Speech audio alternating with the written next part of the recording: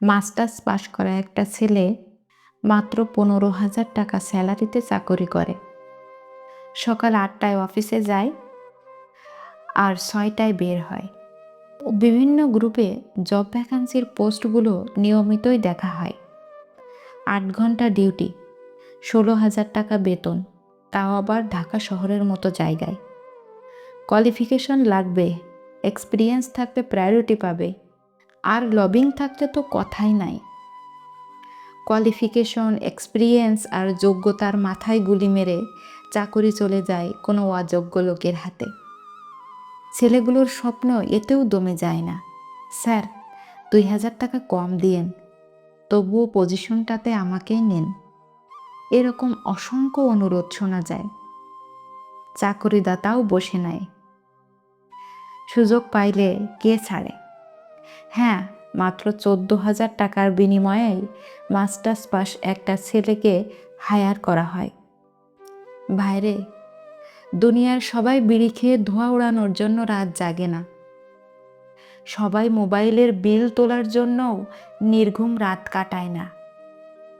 সবার জীবনে রাতটা এক হয়ে নামে না। কেউ ওভারটাইম করার জন্য টানা 16 ঘন্টা ডিউটি করে। অতিরিক্ত টাকাটা ক্যান্সার আক্রান্ত মায়ের চিকিৎসার জন্য ব্যয় করে। পৃথিবীর সকল ছেলেরা রাতে তাস খেলে আর বাংলা খেয়ে সময় নষ্ট করে না ভাই। অন্যরকম একটা গল্পও কিন্তু আছে। বোনটা বড় হয়েছে, বিয়ে দিতে হচ্ছে। ভাইটা ভালো চাকরি না করলে ভালো ঘর থেকে প্রস্তাব আসে না। না চাইলেও তাই 16,000 টাকার চাকরিকে 26,000 টাকার চাকরি বলে চালাতে হয়। ছোট ভাইটা পড়ে ঢাকা বিশ্ববিদ্যালয়ে, তার একটা খরচ আছে না। ভাইয়ের টাকায় মজা মাস্তি করার একটু স্বাদ আহ্লাদ হয় না। দিন শেষে 16,000 টাকা কেটে কুটে জমা থাকে 1,200 অথবা এর থেকেও কম। এই টাকায় আয়েশ করে আর যাই হোক মধ্যবিত্ত একটা প্রেম করাও সম্ভব না। তাই নিজের দিকটা না হয় বাদই থাকলো। এই ছেলেগুলোর জীবনে তাই প্রেম নাই, প্রিয়াও নাই। তবে হাহাকার আছে প্রেম আর প্রিয়া দুটোর জন্যই। ও হ্যাঁ, আরেকটা জিনিস আছে, সেটা হলো স্বপ্ন। সাধারণ জ্ঞান পড়ে বিসিএস টেকার স্বপ্ন। দিনরাত বীজগণিত, পাটিগণিত মিলিয়ে রিটেনে পাশ করার স্বপ্ন। ভাই, 25,000 টাকা বেতন পেলেই খুশি আমি। 1 টাকাও বেশি লাগবে না। বিশ্বাস করেন ভাই, 1টা টাকা বেশি লাগবে না। পরিবার নিয়ে শান্তি মতো চলতে পারলেই খুশি। ছেলেগুলো হাহাকার নিয়ে স্বপ্ন পূরণে লেগে থাকে।